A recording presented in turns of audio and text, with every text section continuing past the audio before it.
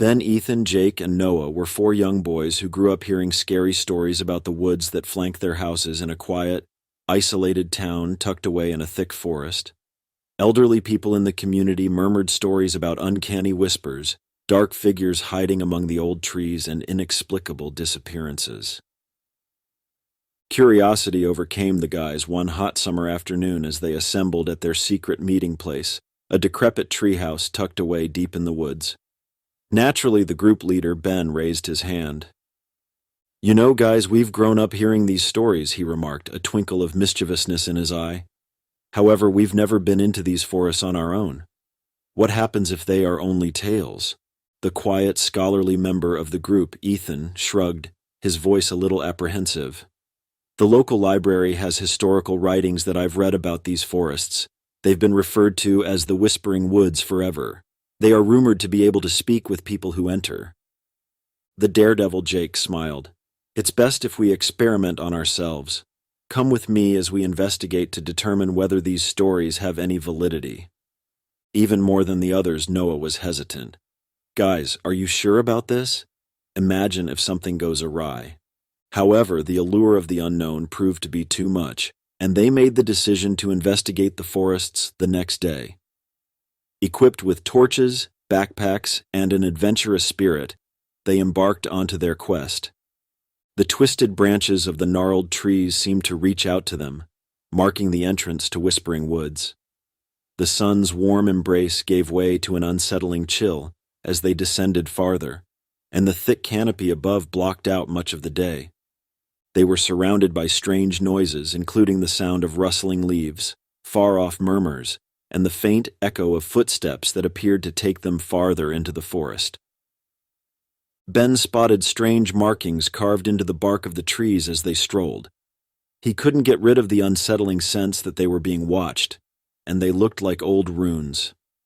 "Were those symbols visible to anyone else?" Ben questioned, his voice trembling.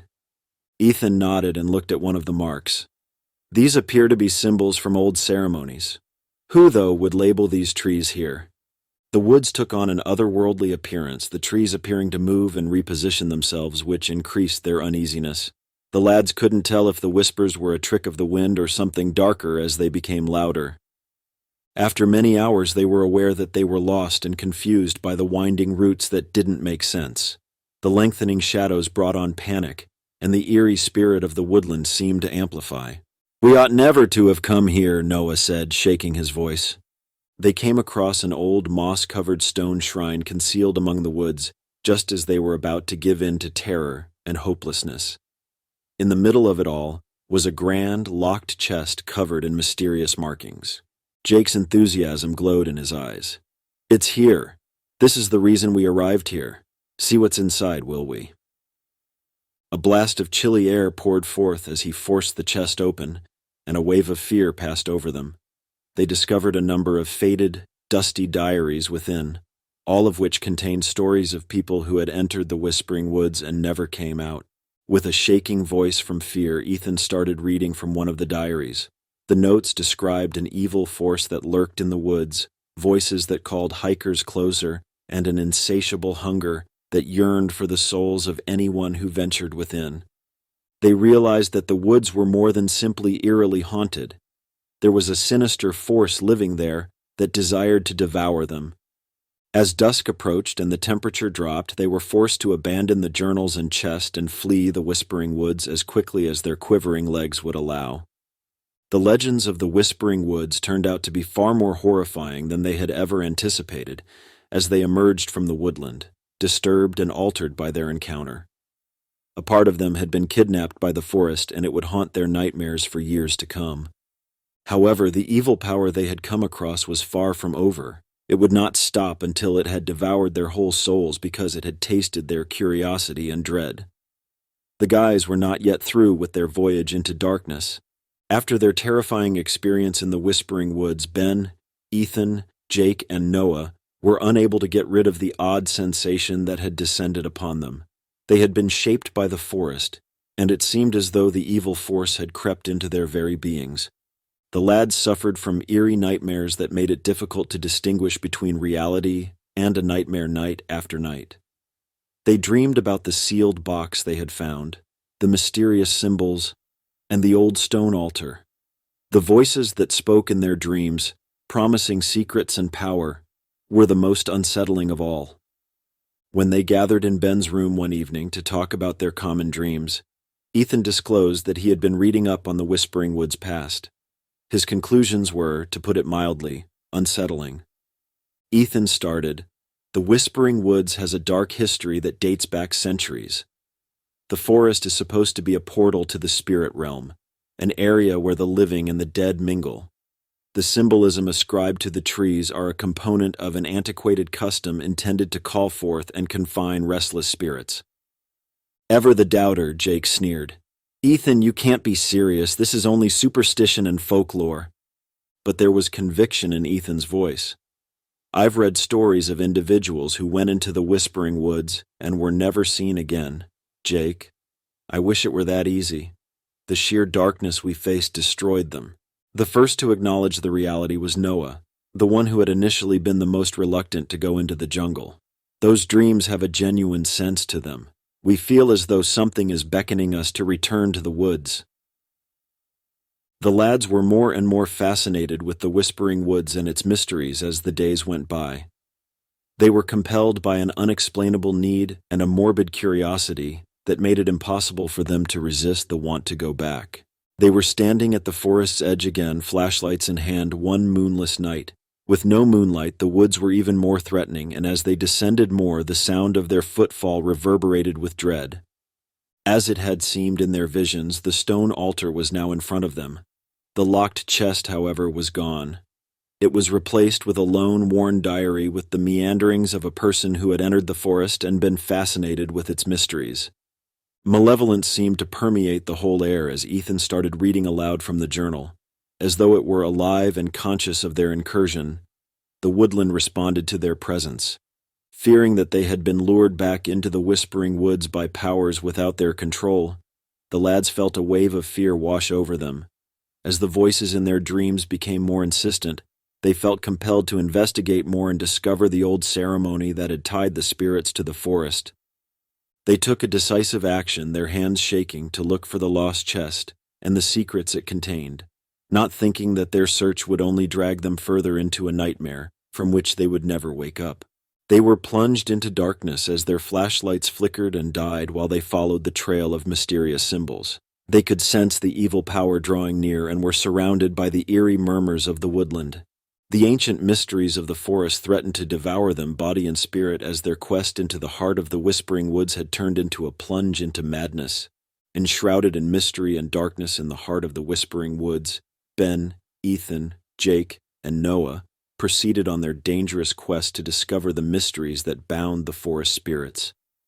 After extinguishing their torches, they followed the path of mysterious patterns carved into the woods, with only the faint light of the moon for guidance. The whispering became more insistent as they descended more into the forest, and the shadows appeared to be moving sinisterly. Their feet felt as though the earth itself was alive, vibrating with a strange force that made their spines tingle. As he spoke, Noah's voice quivered and his dread was evident. "Guys, I just can't get rid of the sense that someone is watching us. The woodland appears to be alive and conscious of us." Nodding in accord, Ethan's thoughts on his study into the Whispering Woods continued. "It is thought that the forest possesses a mind of its own and is a malicious force that thrives on dread and curiosity. We have to use caution."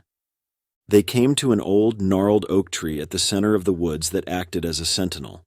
They found a finely carved stone slab at its base, engraved with more of the mysterious symbols they had already encountered. They were obviously designed to follow this track. They followed the quivering hands, traced the symbols, and came to a little clearing in an unsettling pale light. A worn stone altar, resembling the one they had seen before, stood in the middle of the clearing. This altar, however, was unique since it was covered in odd symbols and patterns that appeared to move and writhe. The boldest of the bunch, Jake, went up to the altar and studied the symbols.